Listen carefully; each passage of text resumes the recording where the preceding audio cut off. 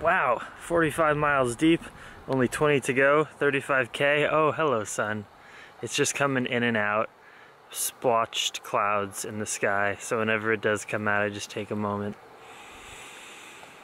Thank you, Mother, thank you, Mother, thank you, Mother, for your vitamin D and nutrition and spiritual and physical scientific benefits. And there it goes. Okay, time to eat some food. Okay, let's talk about the rabbits.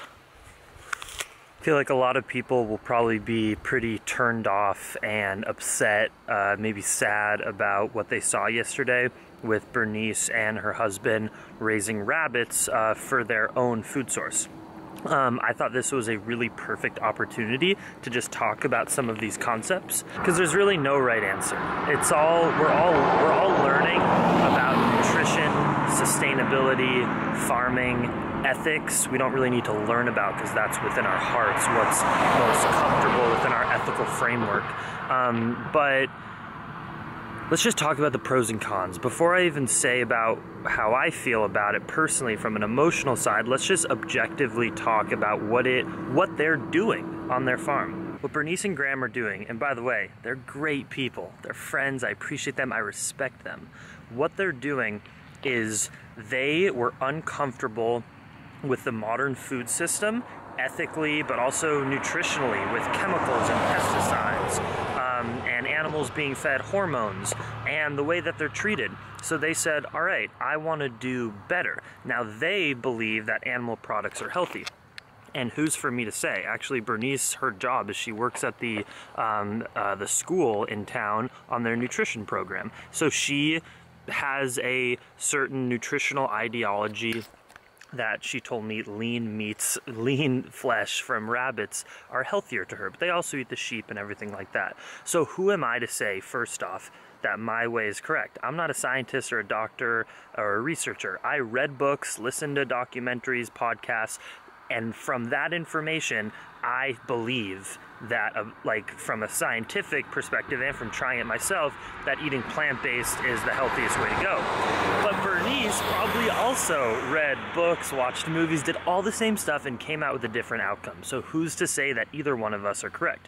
But what I'm saying is she believes that's nutritionally healthy, thus she's gonna get it to her body in the most ethical and sustainable ways possible. There's zero fossil fuel use in terms of the transportation of her meat, because it goes straight from the backyard to the plate, so that's a plus. Ethically, I think it's easy on a small farm like this to justify, yeah, I have like 15 rabbits, it's not like thousands of animals crammed together, I pet them, they're not aggressive to me, they have a happy life. Personally, I think, and you guys saw it yesterday, you can choose from yourself, for yourself, I would never want to buy an animal and put it in those conditions. Locked up in a pretty small cage with a few other animals stepping on its poop and stuff. I think it would be very illogical for someone to claim that like those rabbits are having a high quality of life. Of course they're not, and I bet Bernice and Graham know that they're not, but it's the best that they can do to bypass the other system of factory farming that's even more unethical. So they're doing a step that is better.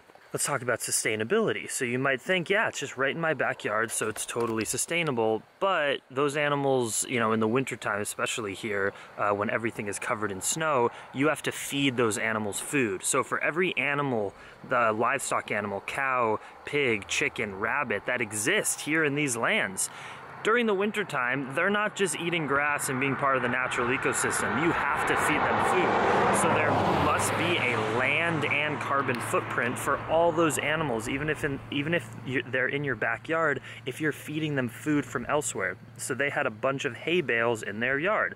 That took a certain amount of land, it took a certain amount of tractor fuel, whatever. So you have to add all that up. Do I know what that carbon footprint is for the rabbits who get fed hay? No, I'm just given the broad spectrum information on kind of what those people were doing, because I bet a lot of you are watching and you just don't know what it takes to raise animals in a backyard, and if it's ethical, you're trying to figure it out for yourself. So I'm just trying to like give you all the little sparks of information for you to, you know, figure out for yourself what's best. So And then let's talk about ethics. You know, they kill the rabbits. And Bernice, when she was explaining it to me, even you could see it in her face. She was trying to kind of be funny about it to make it less awkward, but she doesn't like that she has to kill these animals because she loves them. The animals are treated well on the farm. They're not abused or beaten physically, so they like the humans. You can hang out with them, you can touch them, and no, I bet she doesn't enjoy cutting off the rabbits' heads if that's how they do it. Who knows? So for me, that doesn't make me comfortable either. So the basic thing, oh, the sun is coming out. The basic thing for me is to say, okay, I'm just not going to participate in that system because I don't think it's healthy. I can grow an equal amount of calories or buy them and have it take the equal as much land if you're growing hay versus potatoes. But actually, if you think about it, it takes actually much less land and resources to get some calories of potatoes than it is to grow a bunch of hay on a bunch of land with resources and then feed it to animals that have to grow up and keep eating and pooping, and then you get to eat the animal. It's not as energy efficient, and that's just science. The higher on the food chain you eat, the least efficient in terms of using up calories. The way you can think about it is like a predator being on the top end, and then you got like cows, and then you got just like grains and plants. It takes all that energy of all the grains and plants or whatever in order to create a certain animal. So if you're going to eat the animal, it took all the stuff down here to eat, versus you could eat small amounts of only the stuff on the bottom of the pyramid. Is this making sense to anyone? And be a lot more efficient in terms of resources with your diet. I'm not perfect. I buy stuff that's been shipped over the world, and I'm traveling. But I don't know what is more sustainable. You know, the cowspiracy guys claim that free-range farming is actually less sustainable than factory farming. And there's so much information out there. I know what's right for me is to not participate in a system where animals have to be confined and killed because I think they don't have a good quality of life, and then violence and murder is involved when you don't have to eat that, because I'm a really healthy dude who only eats plants. So that's how I feel about it. But then again, I respect my hosts last night because they have a different nutritional ideology. That's okay. It's a free world. You're allowed to. So they're doing the best that they can, and I respect that, because most people just go and buy food at a grocery store or buy Big Macs, and it's atrocious. It's terrible what it takes for the environment and for the animals to get those products to your mouth. But ultimately, friends not food. Please, let's just stop eating animals.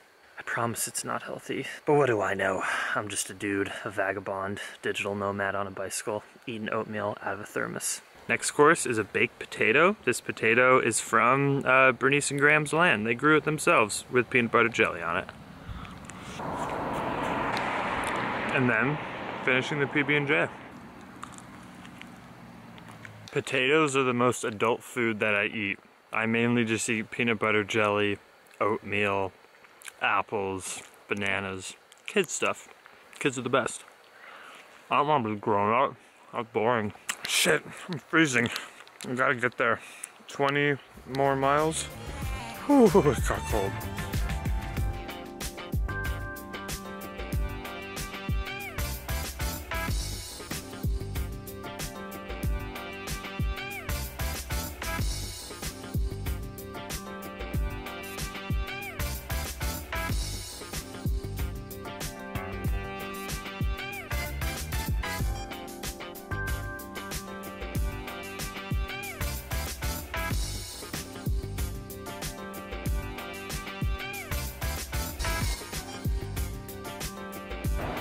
We've hit a new chapter of epicness in the scenery. I'm in the canyons.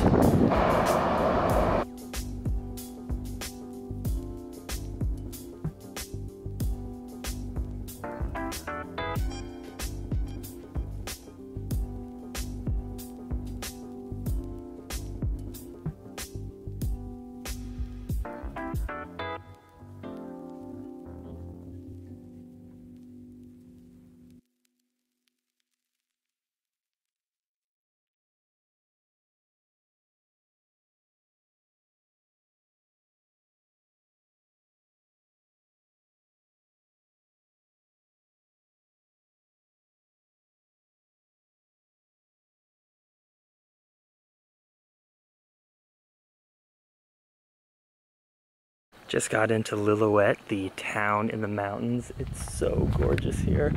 You see some of the snow-covered mountains. I was rolling around the neighborhoods, knocked on a couple doors, got some and this one, I got a lead. Right now I'm sleeping outside, but they invited me in, so we'll see.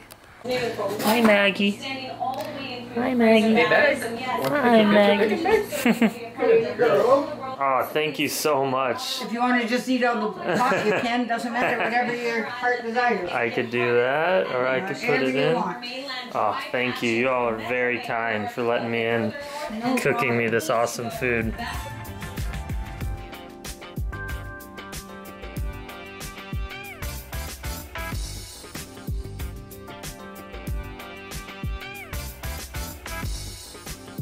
It is still windy out. Let me relay the series of events that have unfolded. So, going around this neighborhood, I saw this couple eating dinner. They looked nice, their house looked inviting. I went in, literally knocked on the door, asked them if I could camp outside. They said yes. I talked for a little bit, they offered me to come in for dinner. I got cooked a vegan dinner. And by the way, the whole time I was just like, really? Are you sure? Are you sure? Is that cool? I got cooked a vegan dinner, hanging out with them, hanging out with the dog. We watched Jeopardy and Wheel of Fortune. I then said, okay, well, I better go to sleep outside. I was led into the house to sleep inside. I'm sleeping inside. All my stuff is there. They don't have Wi-Fi here. At least they don't think they do, even though there's like a network, but they don't use a computer. They're a kind older couple and they just watch TV and hang out. And yeah, you know, thoughts in my head right now, I don't know how this always happens. It's beautiful, it's amazing. It's also, I'll be totally honest, scary how easy it is to talk with people to convince them to let you into their house. Or maybe it's just because like my energy is pure, like I'm not looking to steal or harm anyone, but like if I was, it's so easy to get into people's homes. It's kind of crazy. But maybe my good intentions are like what comes through, and if someone was in more of a negative mindset to do harm or violence, there would be an energy in the communication where the person wouldn't invite them in. Who knows? But like, this is just craziness. It's awesome. I'm gonna edit, hang out, and tomorrow is, I think, the biggest climb of the whole trip. It is windy and crazy. Huge climb tomorrow, and then descend down, huge descend into Pemberton. We're going to Pemberton, and then we go to Whistler, and then we go to Squamish, and then we're in Vancouver. That is 4 riding days to Vancouver. I've biked 2,200 miles so far, and it's only just begun, and I feel like the trip's only just begun. This is turned into now, it's my second longest trip so far. When I biked across America, it was like 4,000 miles, the route I took. When I did Asia, it was 2,000. I just surpassed 2,000 solo, and I'm loving it. I love you all. Thanks for following my journey. This is a glorious evening. Much love. Dream extreme. Don't be afraid of strangers. Have a pure heart and go talk to strangers. Ask for help. Connect with people.